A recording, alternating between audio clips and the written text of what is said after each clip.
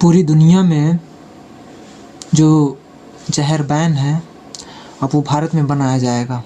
ये इतनी बड़ी समस्या होने के बावजूद भी कोई भी नेता, मंत्री, विधायक या किसी भी प्रकार का कोई अधिकारी इस पे चर्चा करना नहीं चाहता। इटली में एक कंपनी हुआ करती थी जिसका नाम था मिटैनी।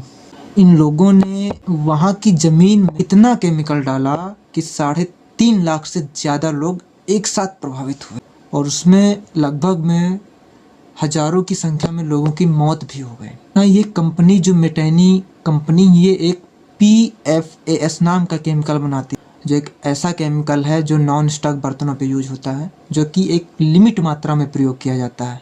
इस कंपनी ने इनलीगल तरीके से इस केमिकल्स को इतना वहाँ के ज़मीनी स्तर में मिलाया कि वो जाके पानी के निचले हिस्से से मिल गया और वहाँ पे लगभग में एक साथ में हज़ारों लोगों की मौत हुई, जिसमें लोगों को तरह तरह की बीमारियां जैसे कैंसर का सामना करना पड़ा, बच्चों की ग्रोथ रुक गई।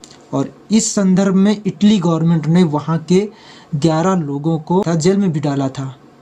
लेकिन बात अब शुरू होती है। यही मिटैनी कंपनी अब भारत में लगने जा रही है। मिटैनी कंपनी का जो सामान था और जो केमिकल बनाने का फार्मूला था उसे एक भारतीय कंपनी जिसको हम लोग जानते हैं लक्ष्मी ऑर्गेनिक्स के नाम से थोक के भाव में खरीद लिया है।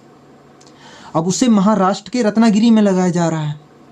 सब कुछ सेम है, सेम घटनाएं भी होंगी।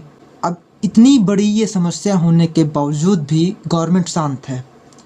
ये कंपनी लग चुकी है, इस पे किसी भी प्रकार का कोई एक्शन नहीं लिया गया, इसलिए क्योंकि इसका कोई सही सुझाव जनता को देना ही नहीं चाहता। क्या जो घटनाएं इटली में हुई वो भारत में नहीं होंगी? महाराष्ट्र की जनता धरना प्रदर्शन कर रही कि पहले भी कंपनियां आई हैं, इसी प्रकार का केमिकल बना के जहर फैला के गई हैं। इतना सब होने के बावजूद भी ये कंपनी लगी है। ना कोई अधिकारी एक्शन लिया है, ना कोई नेता, या फिर किसी पार्टी को बड़ा डोनेशन मिल गया। इससे साफ पता चलता है कि भारत के नागरिक का कोई अस्तित्व ही नहीं है, उनके जान की कोई कीमत ही नहीं है। क्या भारत के लोग सिर्फ मरने के लिए पैदा हुए हैं? एक विचार का विषय है।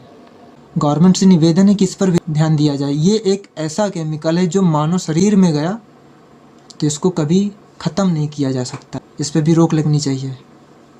जय हिंद।